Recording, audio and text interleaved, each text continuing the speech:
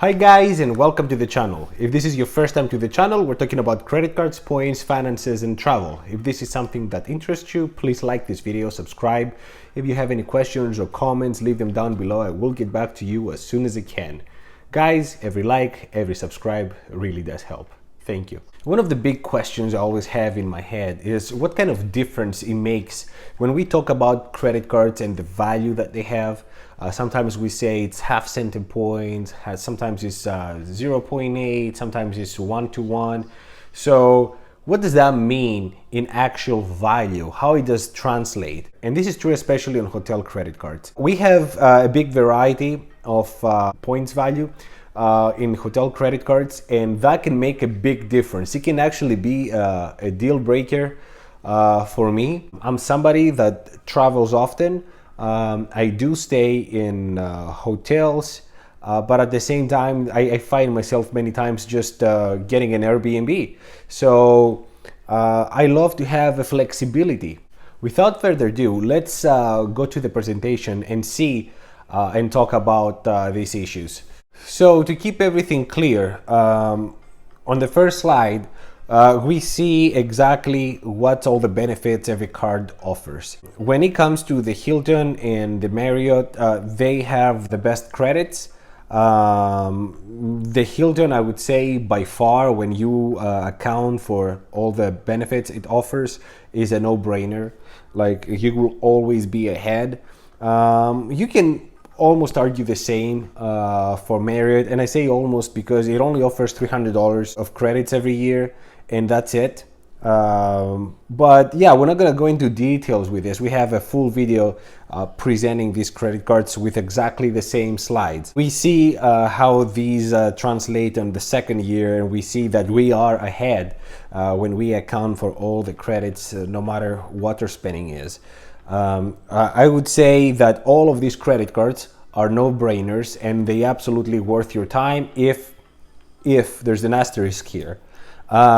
You are certain about your loyalty on one hotel chain, and we will see why. I split the hotel credit cards between Amex and Chase because it looks like American Express is more focused on the high-end market, while Chase in the mid-range. For this example, I used the full $12,000 that we typically use for our examples, and I used the best case scenario of how you can use the credit cards before we add any additional credit cards to help them. So we see here that for travel, for example, I assume we're doing everything with Hilton, and I assume that 14x. I know that this is not realistic, but we have to start somewhere, right? To make it simple, I decided to give the best multiplier, and I do that for all the credit cards. So 42,000 points, Hilton points, 3,000 for gas, 3,000 for groceries, and 21,000 for restaurants. That sounds amazing, right? It's a great amount of points. But we see here that after we pay the annual fee, we lose money. We lose money when we account only the points. Again, here we account points value and what difference, what impact it has on your decision. On Marriott, we see the same story. We see a good amount of points, but then we lose even more money.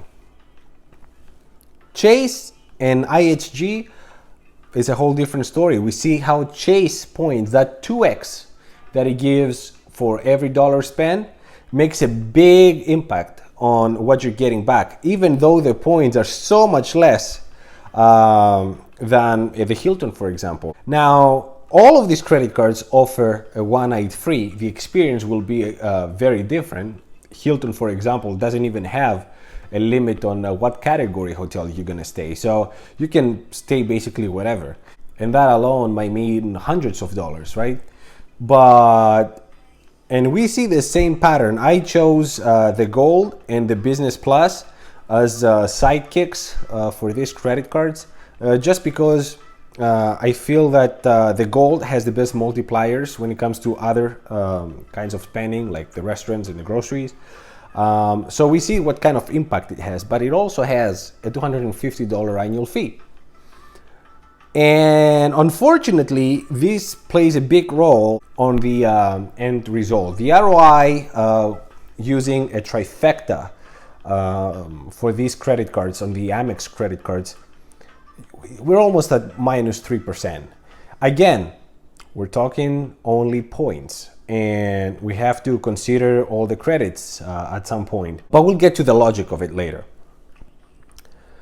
Chase, on the other hand, once we apply the Sidekick credit cards, and we have trifectas now, and you see I have the Business Cash and the Freedom Flex, guys, you're getting even more. These are no annual fee credit cards. They give you some amazing multipliers, and we see that we increase almost by a point, especially on the Hyatt. The Hyatt becomes even better. And this is actually the setup I have. These are some of, I have all these credit cards, the Hyatt, the Flex, and the Ink Cash.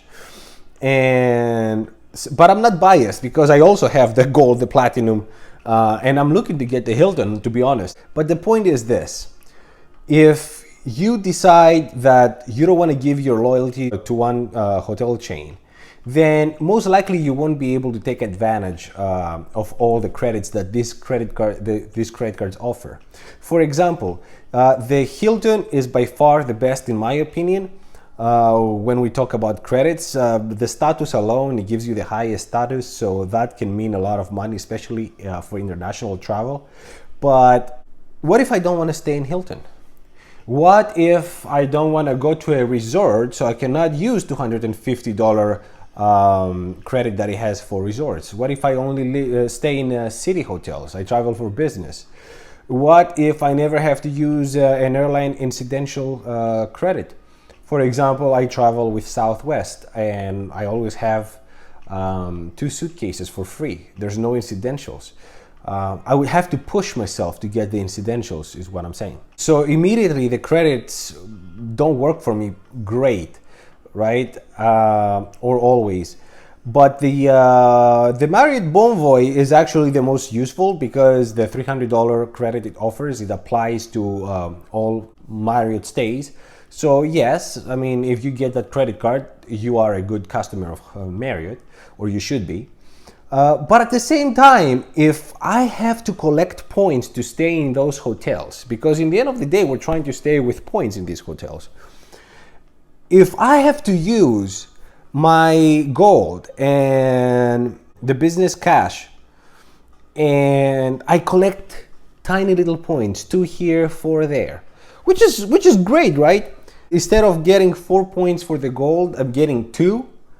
And instead of getting 2 points with the Blue Cash, the Business Cash, I'm getting 1 point, and using them for Hilton. So when I'm gonna have enough points to have a good stay at Hilton? In a couple of years for one night. Same goes for the Marriott credit card. 0.8. Like we always say, don't use American Express points for statement credits because they only worth 0.6 cents. So how would you ever use your points for even less than that to stay at Hilton, or a little over that to stay at Marriott? You wouldn't. So unless you really value the credits on these credit cards, to me, they don't worth your time. Chase and IHG, on the other hand, IHG is just amazing to see how many points you can accumulate. Yes, they only worth half a cent, but look how many points you can accumulate with the IHG credit card. The world of Hyatt, I have no words. Really, I just love the credit card. I have already amazing experiences staying in the Hyatt hotels.